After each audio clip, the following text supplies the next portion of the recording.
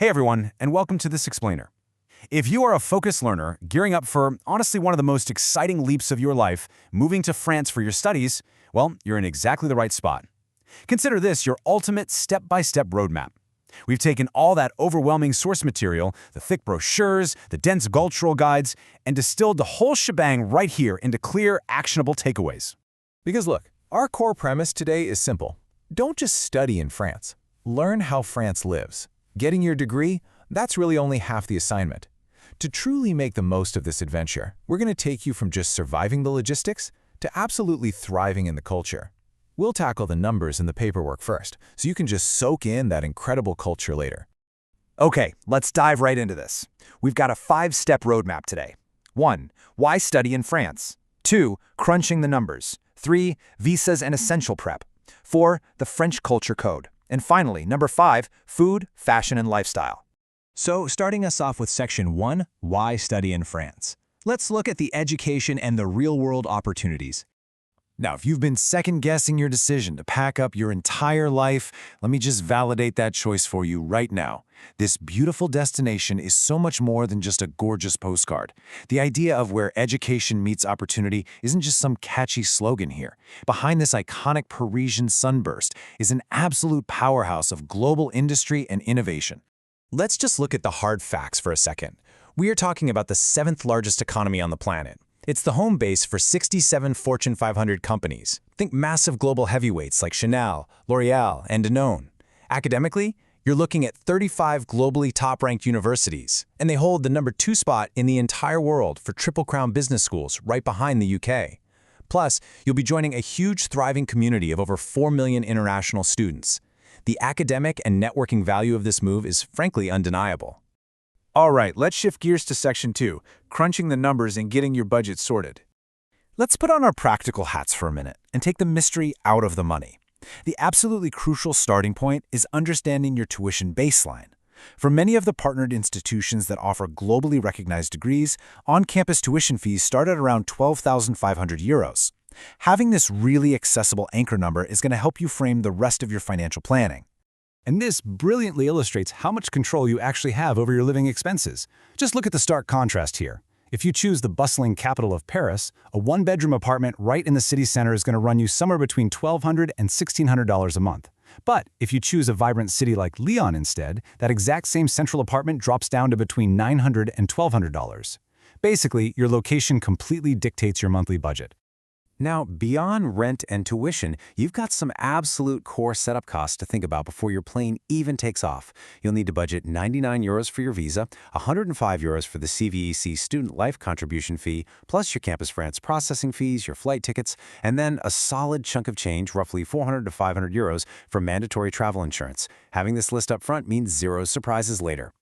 Moving seamlessly into Section 3, Visas and Essential Prep. Let's build your paperwork arsenal. Look, I get it. Bureaucracy can feel super intimidating, but it is totally manageable when you break it down like this. Every single one of these bullets, it's literally just a box to check. Valid passport and photos, university acceptance letter, financial proof and bank statements, proof of accommodation, medical insurance, and your tuition payment receipt. That's it.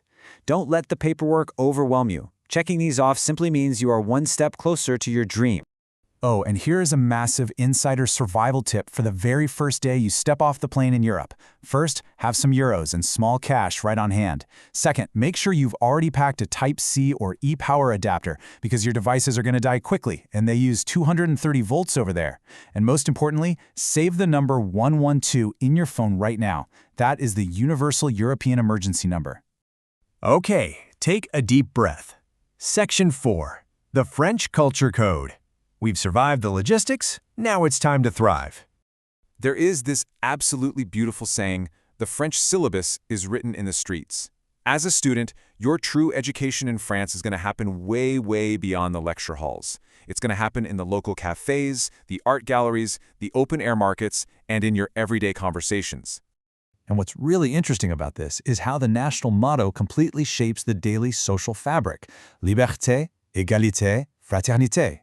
Liberty, equality, fraternity. The French place an incredibly high value on equality. This deep sense of egalitarianism means that mutual respect is expected in literally every interaction. It doesn't matter if you're talking to a university professor, the local baker, or a CEO. Which brings us to the ultimate, absolutely crucial insider secret.